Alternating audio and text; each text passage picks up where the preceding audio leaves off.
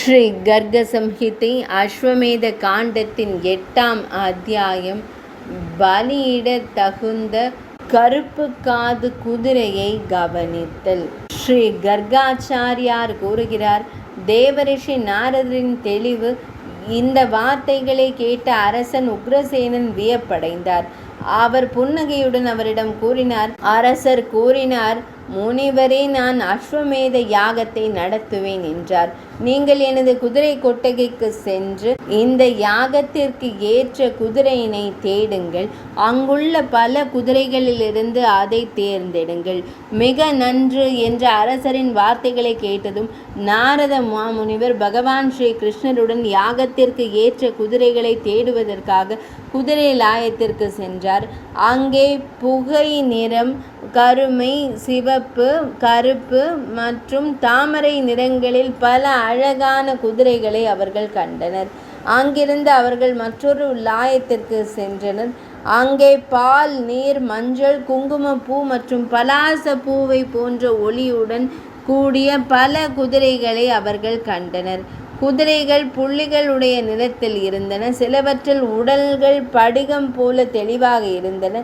அவை அனைத்தும் முத்துக்களைப் போல வேகமானவையாக இருந்தன. பல குதிரைகள் பச்சை மற்றும் செம்பு நிறத்தில் இருந்தன. சில குதிரைகள் குங்குமப்பூ நிறத்திலும் மற்றவை மஞ்சள் நிறத்திலும் இருந்தன. சில குதிரைகளுக்கு கிளியின் இறகுகளை போன்ற இறகுகள் இருந்தன. சில இந்திர கோபத்தை போல சிறப்பாகவும், சில வெண்மையாகவும், பல பௌர்ணமியை போல வெண்மையாகவும், பௌர்ணமி நிலவை போன்ற வெண்மையுடனும் தெய்வீகமாகவும் இருந்தன. பல குதிரைகள் குங்கும நிறத்தில் இருந்தன. சிலவற்றின் ஒளி சுடர்விடும் நெருப்பை போல் தோன்றியது. பல குதிரைகள் காலை சூரியனை போல சிவப்பாக இருந்தன. மனிதர்களின் தலைவனை இத்தகைய குதிரைகளை கண்ட நாரத மாமுனிவர் வியப்படைந்தார். அவர் பகவான் ஸ்ரீ கிருஷ்ணருடன் இணைந்து உக்ரசேன மன்னரிடம் புன்னகைத்து கொண்டே உரையாடினார். நாரத மாமுனிவர் கூறினார், மன்னரே, உங்கள் குதிரைகள் எல்லாம் அவை மிகவும் அழகானவை. பூமியில் வேறெங்கும் அவற்றை போன்ற குதிரைகள் இல்லை. சொர்க்கத்திலும் நரகத்திலும் கூட அத்தகைய குதிரைகள் காணப்படுவதில்லை. அத்தகைய குதிரைகள் உங்கள் லாயத்தை அலங்கரிப்பது பகவான் ஸ்ரீ கிருஷ்ணரின் அருளாகும்.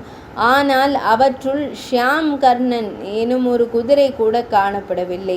ஸ்ரீ கர்கமா முனிவர் கூறினார். முனிவரின் இந்த வார்த்தைகளை கேட்டதும் உக்ரசேன மன்னர் வருத்தமடைந்தார். அவர் தன் இதயத்தில் எண்ணினார், இனி நான் எப்படி புகழடைவேன் என்று அவர் சிந்திக்கத் தொடங்கினார். மன்னர் சோகமாக இருப்பதனை கண்ட மதுசூதன பெருமாள் புன்னகைத்து கொண்டே மேகம் போன்ற ஆழமான குரலில் விரைவாக கூறினார். பகவான் ஸ்ரீ கிருஷ்ணர் கூறினார், அரசே, நான் கூறுவதை கேளுங்கள். மேலும் உங்கள் கவலைகள் அனைத்தையும் விட்டுவிட்டு என் லாயத்திற்கு வந்து அந்த கருமையான குதிரையினை காணுங்கள். இதனை கேட்ட மன்னர்களிலேயே சிறந்தவரான மன்னர் உக்ரசேனர் பகவான் ஸ்ரீ கிருஷ்ணன் மற்றும் தேவரிஷி நாரத மாமுனிவருடன் இணைந்து தனது குதிரை லாயத்திற்கு சென்றார். அங்கே யாகத்திற்கு தகுதியான ஆயிரக்கணக்கான காதை குதிரைகளை கண்டார். அவற்றின் வால்கள் மஞ்சள் நிறமாகவும், பாதங்கள் சந்திரனை போல பிரகாசமாகவும், அசைவுகள் மனதை போல வேகமாகவும் இருந்தன. அவற்றின் முகங்கள் சுட்டெரித்த தங்கத்தை போல இருந்தன. இத்தகைய மங்களகரமான குணாதிசயங்களை கொண்ட அழகான மற்றும் தெய்வீகமான குதிரையை கண்டு மன்னர் மிகவும் வியப்படைந்தார். அவர்கள் மிகுந்த ஆனந்தம் அடைந்து பகவான் ஸ்ரீ கிருஷ்ணச்சந்திரனை வணங்கி பின்வருமாறு கூறினர். அரசர் கூறினார், ஜெகநாதரே, இன்று நான் பல கருங்காது குதிரைகளை கண்டேன். சரி, இந்த பூமியில் உமது பக்தர்களுக்கு அரிதான விஷயம் எதுவாக இருக்க முடியும்? பகவான் ஸ்ரீ கிருஷ்ணரே, கடந்த காலத்தில் பிரகலாதன் மற்றும் துருவனின் விருப்பங்கள் நிறைவேறியது போல உமது அருளால் எனது விருப்பமும் நிச்சயமாக நிறைவேறும்.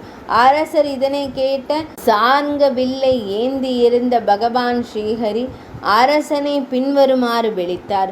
பகவான் ஸ்ரீ கிருஷ்ணர் கூறினார், அரசர்களிலேயே சிறந்தவனே, தாமே என் கட்டளை சந்திரனை போல பிரகாசமான இந்த கருமையான குதிரைகளில் ஒன்றை எடுத்து பலியிடுதலை தொடங்குங்கள்.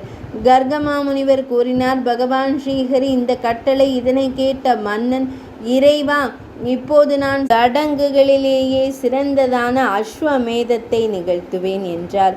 இவ்வாறு கூறி அவர் ஸ்ரீ கிருஷ்ண பகவான் மற்றும் நாரத மாமுனிவருடன் அரசவைக்கு சென்றார். அங்கே நாரதர் தும்புருவுடன் இணைந்து பகவான் ஸ்ரீ கிருஷ்ணச்சந்திரரிடம் விடை பெற்று மன்னனை ஆசீர்வதித்து பிரம்மலோகத்திற்கு புறப்பட்டார். இது ஸ்ரீ கர்க சம்ஹிதையில் உள்ள அஸ்வமேத காண்டத்தில் உருவான ஷாமகர்ண அஸ்வத்தை கவனித்தல் என்ற தலைப்பு கொண்ட 8ஆம் அத்தியாயம் இனிதே நிறைவடைந்தது.